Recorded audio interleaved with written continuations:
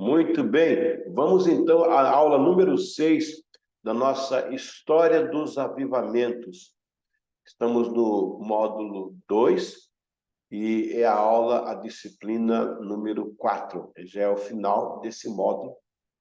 Aí vamos começar o módulo 3 e o módulo final, que é o módulo final, né? Lembrando que essa matéria de História dos Avivamentos, ela não tem provas. No final, o aluno fará um resumo do que ele entendeu da matéria.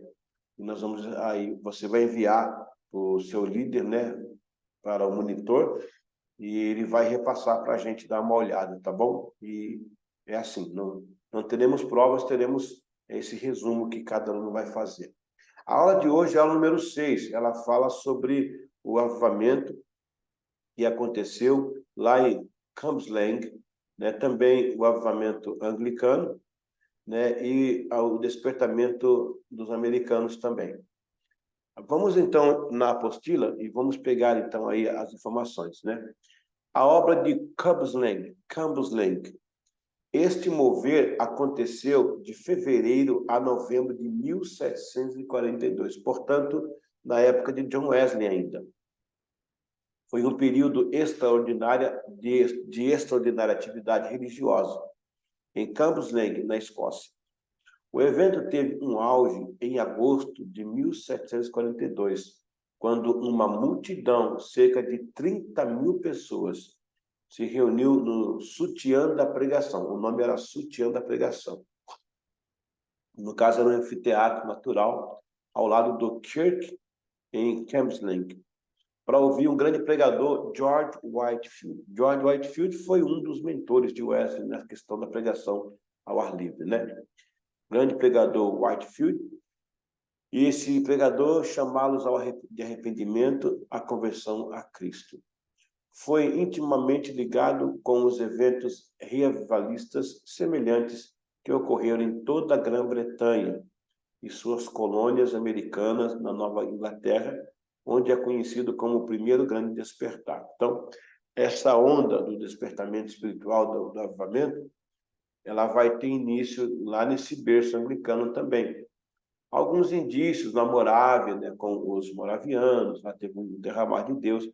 Na própria Inglaterra, em 1200 e no século XIII, houve um grande despertar, mas esse aqui foi muito mais consistente. Esse aqui ele abrangeu outros continentes, né? Olha, começando aqui pelo avivamento anglicano. De certa forma, a igreja anglicana experimentou um fervor espiritual. John Newton, William Wilberforce, em sua paródia de Chapman, foram inspirados a combater os males sociais e a escravidão, tanto na Inglaterra como no exterior. E com isto foram compulsionadores das sociedades bíblicas e os missionários. Outros, sim, a igreja anglicana desenvolveu um papel fundamental no envio de missionários no século XIX. Inclusive a história linda do sul da América Latina, com a missão de Bridges. Infelizmente, hoje esta igreja está fria e sem força espiritual. Thomas Bridges é de 1842 a 1898. Ele foi missionário inglês na Argentina e o primeiro homem branco na Terra do Fogo. Quando criança, foi encontrado abandonado em 1845. Com 14 anos, foi levado pelo pastor George Despard, que o adotou, e foram para as Ilhas Malvinas, na Argentina, né, o Thomas Bridges. Ele cresceu vendo seu pai adotivo trabalhar em comissões e tradução de Bíblias nos dialetos locais. Anos mais tarde, Bridges começou a aprender idiomas locais e confeccionou um dicionário de 30.000 palavras no idioma Yamanas. Esse Thomas Bridges, né, e esse pessoal, eles fizeram um trabalho muito especial ali nas Ilhas Malvinas, despertar de Deus glorioso, mas eles morreram por isso, né? Eles foram mortos, os índios os mataram, os indígenas os mataram.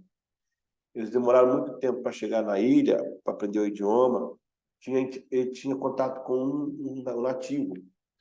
E quando ele reuniu missionários para ir para lá, um grupo de missões, ao chegar na praia, começaram a cantar uns hinos, os indígenas vieram e os mataram, né? ele escapou e depois de muito tempo ele voltou de novo a fazer uma reentrada missionária nesse local. Ele vai morrer porque vai sofrer um segundo ataque e o navio dele vai ser muito danificado, vão ficar à deriva no sul do mundo, né, lá embaixo na América do Sul, numa correnteza que os levaria para o Ártico, né?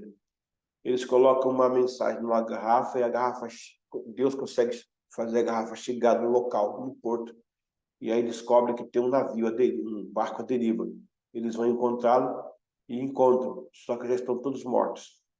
Do lado do corpo do missionário está uma mensagem, né, para que Deus enviasse missionários para aquelas ilhas. E isso despertou as missões anglicanas. E 100 missionários vieram daquela região para pregar. A morte deles fez um avivamento naquela região. Algo assim surreal. Eu vou voltar depois desse tema com vocês. Aí vem os grandes despertamentos. Devemos trabalhar com os grandes despertamentos, né? O avivamento nos Estados Unidos se deu em algumas etapas e com vários nomes conhecidos e usados por Deus, como consequência direta do avivamento moraviano e wesleyano. Vieram os grandes despertamentos americanos. Estudiosos assim datam. Eles colocam os despertamentos americanos em 3 datas, né? De 1730, temos o primeiro despertar. O segundo vem em 1790. Já 1730, eu estou falando de alguns nomes como George Whitefield, né? O próprio John Wesley. No 1790, já estão falando de Moody, estão falando de Finney, né? Finney, né? O terceiro, Moody, Spurgeon, e vai por aí afora. Jonathan Edwards, 1790, Jonathan Edwards. Aliás, até 1755, nesse caso, né? A partir de 1900 em diante, segue-se então o movimento pentecostal, ou melhor, pentecostalismo. Lá em Topeka, Chicago e Azusa, são 3 locais, né? Desculpa. Topeka, Chicago e Azusa. Chicago é mais abrangente.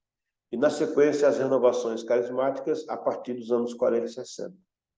Entre tantos pregadores desses períodos, temos Jonathan Edwards, Charles Finney, Dwight Lima Moody, Charles Spurgeon e outros mais. Vamos analisar o primeiro grande despertamento. Edwards era teólogo e pastor calvinista norte-americano.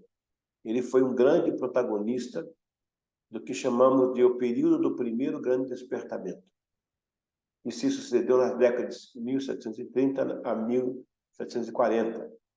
Jonathan Edwards escreveu uma obra chamada The Distinguishing Marks of the Work of the Spirit of God, as marcas distintas de uma obra do Espírito de Deus. Foi um dos poucos que escreveu sobre o fenômeno que experimentava. Este livro trazia uma explanação mais centrada na razão do movimento. Não no sentido racional, mas numa espécie de crítica sobre as condições autênticas do avivamento, como, por exemplo, a veracidade das manifestações que ocorriam em respostas às mensagens, etc. E tal. Sua base de conselho sempre primou para uma vida de ênfase na oração, no conhecimento e prática da palavra de Deus, e no testemunho de uma vida santa, tendo Jesus como verdadeiro Senhor. O Jonathan Edwards, ele participou desse primeiro despertamento. Aliás, ele foi um grande ícone, né? Ele, em 1741, pregando lá em julho, na cidade chamada Enfield, ele fala: pecadores nas mãos de um Deus irado. E aquela mensagem abalou os Estados Unidos da América. Então, os avivamentos sempre têm um porquê de iniciar. Um grande clamor ao arrependimento, um grande clamor a uma vida com Deus, a um deixar, né, das coisas mundanas, um despertar espiritual. E isso pode começar numa casa, pode se estender a uma comunidade, a uma cidade, até uma nação. O avivamento sempre começa com um coração que está ardendo em chamas por confissão de pecados, arrependimento. O avivamento não é um pula-pula, grita-grita, isso faz parte da emoção. O avivamento autêntico é aquele que você faz de coração, no caso do arrependimento dos seus pecados, contrição de pecado e a sede por Deus. Isso cria avivamento. A gente vai agora terminar, vamos agora para a aula 7, sobre as histórias dos avivamentos. Eu volto já, Deus abençoe. Amém?